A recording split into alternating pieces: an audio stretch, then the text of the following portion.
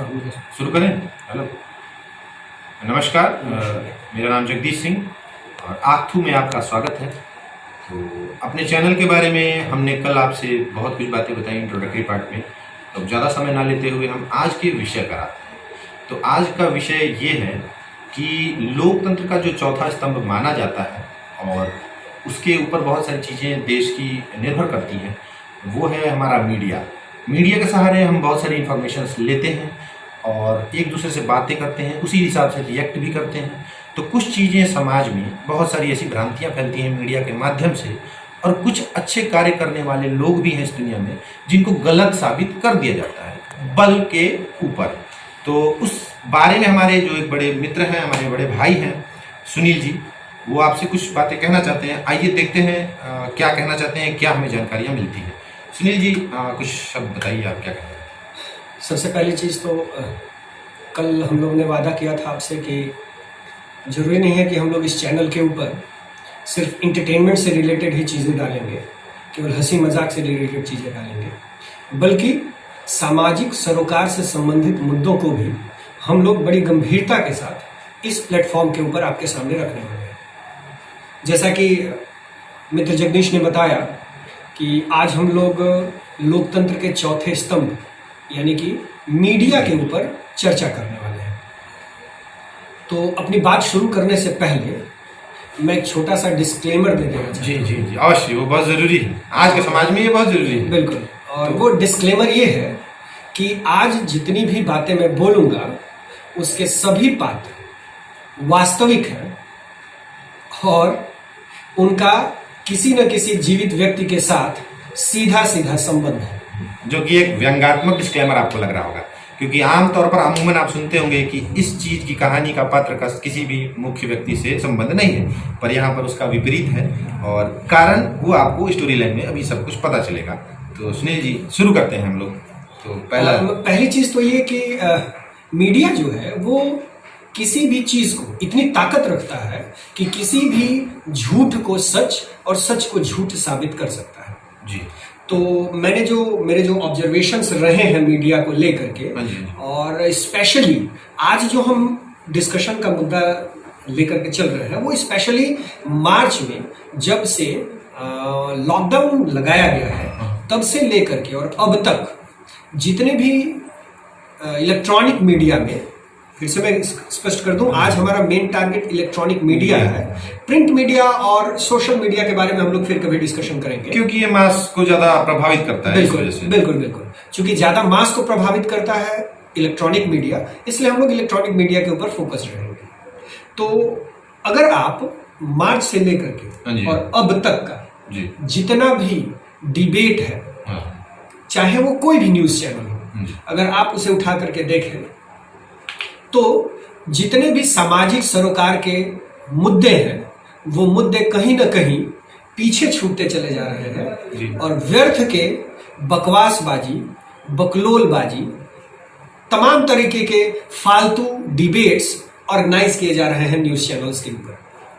इन्हीं को मद्देनजर रखते हुए मैंने पूरा जो मीडिया ग्रुप है वो पूरे मीडिया ग्रुप को मैंने 5 वर्गों में डिवाइड किया है। ठीक, ये जो वर्ग है वो ध्यान देंगे आप, नाम भले ही इसमें किसी चैनल का आए, लेकिन वो किसी एक पर्टिकुलर चैनल का नहीं होगा, बल्कि वो एक पर्टिकुलर कैरेक्टर को रिप्रेजेंट करने वाला ग्रुप का नाम है। ठीक, जैसे पहला जो कैटेगरी मैंने बनाई है वो कैटेगरी है मेरी जी न्यूज टाइप चैनल्स।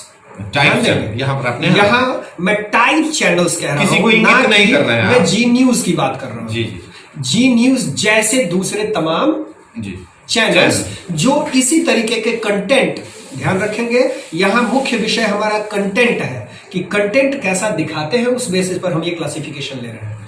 तो ये जो अभी हमारे बड़े भाई ने बताया कि जी न्यूज टाइप चैनल, तो यहाँ पर जी न्यूज को इंगित नहीं कर रहे हैं। ये उस प्रकार के चैनल्स जो आप तक चीजें परोसते हैं, किस तरीके से परोसते हैं उसके बारे में बताएंगे।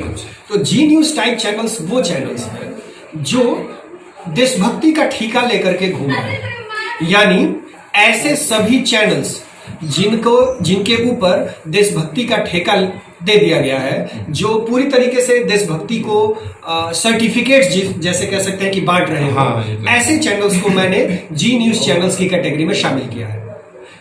इतना ही नहीं, ये चैनल्स इतने दमदार हो गए हैं कि आप तभी तक देशभक्त हैं जब तक इनके द्वारा सर्टिफिकेट आपको मिल जाती है, सत्यापित न कर दिया जाए। अगर इन्होंने आपको सत्यापित नहीं किया देशभक्त के तौर पर, तो फिर आप देशद्रोही की कैटेगरी में हैं। बिल्कुल, आप देशद्रोही की कैटेगरी में शामिल हैं। कुल मिलाकर के देशभक्ति का सर्टिफिकेट बांटने वाले जितने भी न्यूज चैनल्स हैं, मैंने उनको जी न्यूज टाइप की कैटेगरी में रखा है। तो कहीं ना कहीं ये मैं देखता हूँ कि लोग अपनी बात कहने से डरने लगे हैं। बिल्कुल, तो अपनी बातों को कहते नहीं है वो लोग।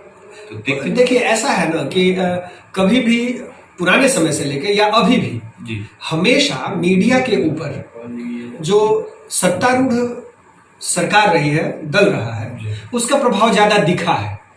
लेकिन जब यह दखल मीडिया में बहुत ज्यादा बढ़ जाए, आवश्यकता से अधिक हो जाए, तो फिर वो निश्चित तौर पर लोकतंत्र के लिए अच्छा हानिकारक नहीं। और अभी हम उसको जी भी रहे हैं, उन चीजों को देख भी रहे हैं। बिल्कुल बिल्कुल। दूसरा जो कैटेगरी है मेरा, वो है रिपब्लिक टीवी टाइप चैनल्स।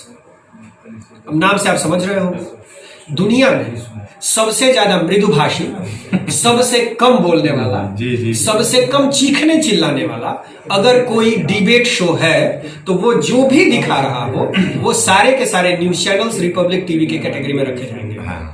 ठीक, यानी ये सारे के सारे चैनल्स सिर्फ और सिर्फ चीखने चिल्लाने में ही व्यस्त रहते हैं। अब मैं यहाँ रिपब्लिक टीवी को इंडिकेट नहीं कर रहा हूँ, इंगित नहीं किया जा रहा है, ये रिपब्लिक टीवी टाइप के चैनल्स की बात कर रहा हूं। उसमें सारे चैनल शामिल हो सकते हैं जिनके डिबेट्स में एंकर चीखता चिल्लाता हो, दूसरे के ऊपर चढ़ के बैठता हो, ऐसा लगता हो जैसे वो डिबेट में शामिल जितने भी पैनलिस्ट हैं उनको मार देगा।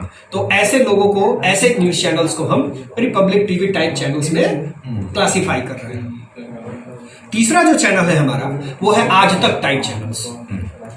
ये ऐसा चैनल है जिसका सिर्फ एक मकसद है, वर्तमान सरकार से सवाल करने की बजाय पुरानी सरकार ने क्या नहीं किया है या क्या किया है उसके ऊपर सवाल दागना, उनके ऊपर सवाल करना है। यानी कुल मिलाकर के पुरानी सरकारों से सवाल करने वाले जितने भी क्वेश्चंस हैं, जितने भी चैनल्स हैं, वो सारे के सारे चैनल्स इसी कैटेगरी के अंतर्गत रखे जाएंगे। अर्थात कि जिनका दायित्व बनता है जिन सरकारों का, उनसे प्रश्न ना करके जो सरकार में नहीं है, जो प्रतिद्वंदी हैं, उनके ऊपर सारा दारोमदार थोप देना, ये सारी बातें हैं। इनका सीधा सवाल होता है कि पिछली सरकार को जवाब देना होगा और निश्चित तौर पर देना होगा। इस टाइप के चैनल्स जब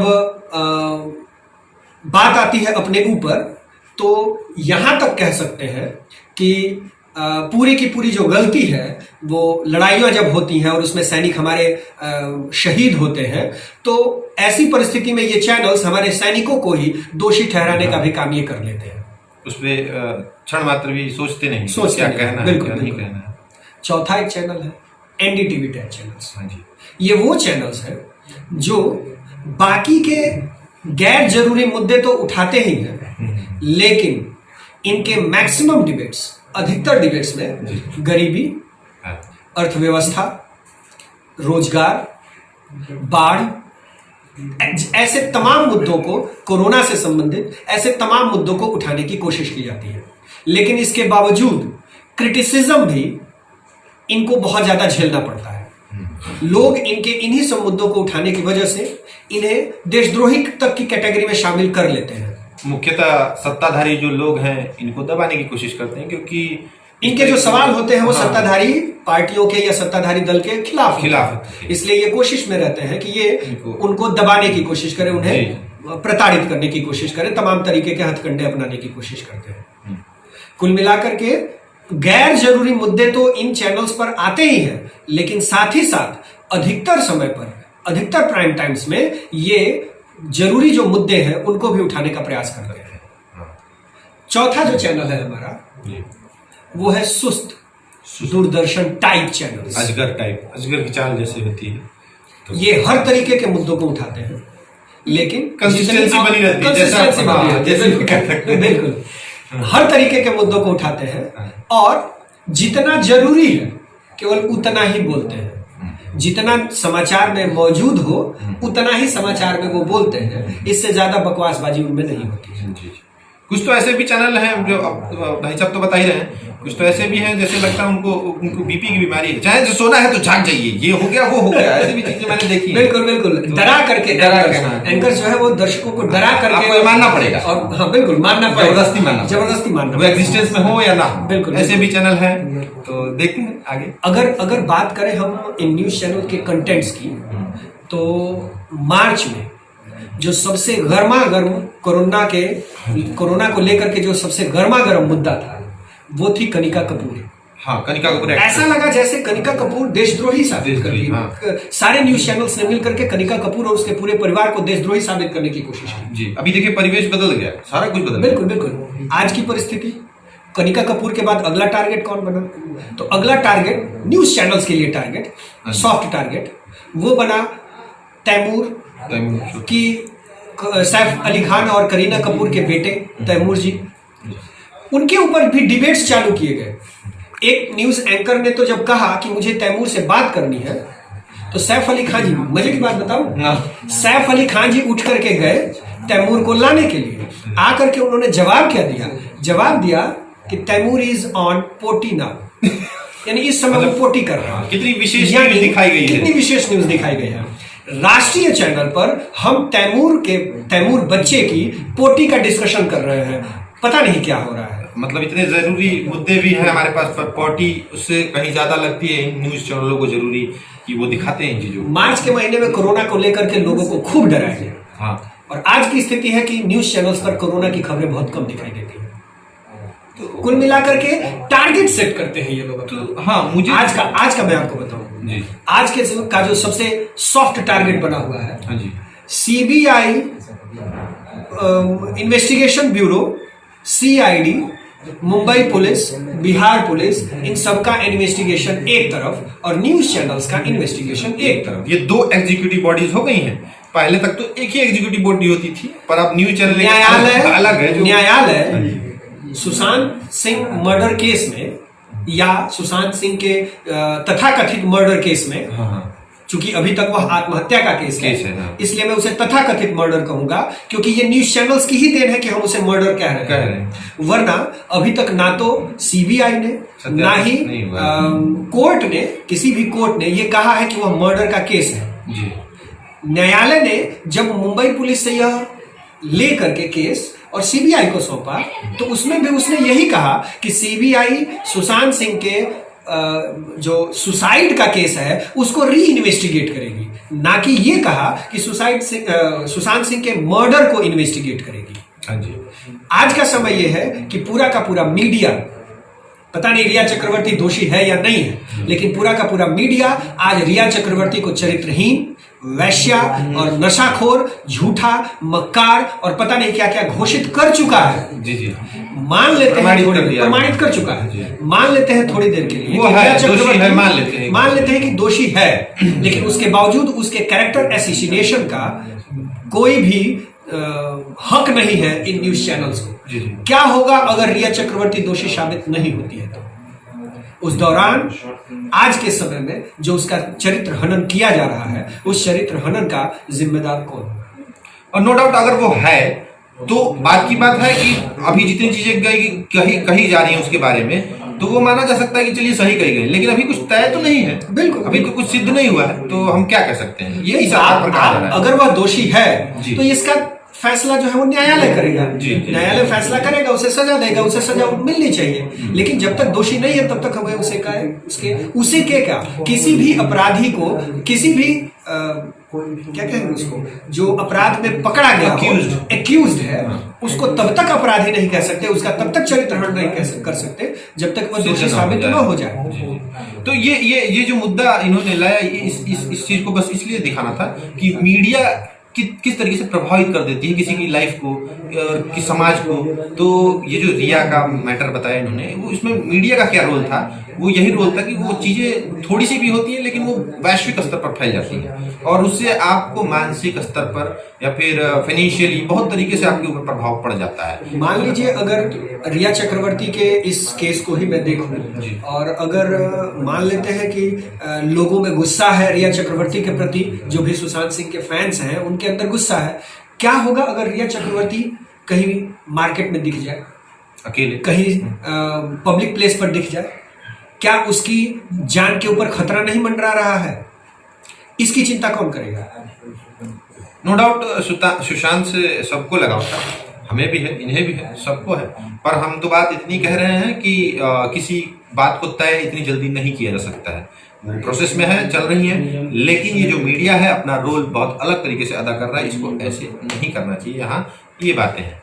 तो सबसे मजेदार बात, मीडिया को कंट्रोल करने के लिए नेशनल ब्रॉडकास्टिंग एसोसिएशन बनाया गया है, जी, जिसके अध्यक्ष है रजत शर्मा, और उनका खुद का अपना एक न्यूज चैनल है, इंडिया टीवी। उस न्यूज चैनल पर भी वो लगातार जरूरी मुद्दों को छोड़ करके गैर जरूरी मुद्दों का ही डिस्कशन अधिक समय तक कर रहे हैं। हम कैसे मीडिया के निष्पक्षता की बात कर सकते हैं? कुल मिलाकर के प्रश्न चिन्ह में सब आज के दौर में मीडिया को अगर देखा जाए तो इलेक्ट्रॉनिक मीडिया में प्रत्येक इलेक्ट्रॉनिक मीडिया के ऊपर एक प्रश्न चिन्ह लगा हुआ है, उसकी साख के ऊपर प्रश्न चिन्ह लगा हुआ है। अगर मीडिया को अपनी साख बचानी है और मीडिया को अपनी साख बचानी है तो अपनी कार्यप्रणाली बदलनी पड़ेगी, है ना। बहुत सारी चीजें हैं, लेखनी बदलनी पड़ेगी, कार्यप्रणाली बदलनी पड़ेगी, बोलने का, विचार करने का बहुत सारा कुछ मेहनत करना पड़ेगा, क्योंकि आज की डेट में जितना भी प्रेजेंटेशन है मीडिया का, आप जितना भी प्रेजेंटेशन देखेंगे that is very different, very far. जो पहले होता था वैसा कुछ नहीं है। हम ये नहीं कह रहे कि जो पहले होता था वही कीजिए, हम ये कह रहे हैं आप मॉडिफाइड होइए, बट आप बेस को नहीं बदल सकते। फैक्ट्स पे बात करें, जर्नलिज्म की बेस को नहीं बदला जा सकता। जर्नलिज्म की आत्मा मरने मत दीजिए। पहले आज के हमारे टॉपिक का यही मेन डिस्कशन था कि जर्नलिज्म की आत्मा मरनी नहीं चाहिए। जर्नलिज्म का जो मेन सोल है एक्चुअली उसे जिंदा journalism is a very tough job. अब वो लोग करना नहीं चाहते हैं, सब लोग पैनल पे बैठ के एक ही जगह काम करना चाहते हैं, बहुत कम लोग हैं। तो मुद्दा इतना रहा, आगे हम लोग देखेंगे नेक्स्ट वीडियो में कोरोना के बारे में और उसके सत्य के बारे में, या क्या भ्रांतियां फैलाई गई हैं। बाकी अगर आपको अच्छी लगी वीडियो तो लाइक कीजिएगा और शेयर भी कीजिएगा। बाकी आंसू में आने के लिए आपका बहुत बहुत धन्यवाद। नमस्कार।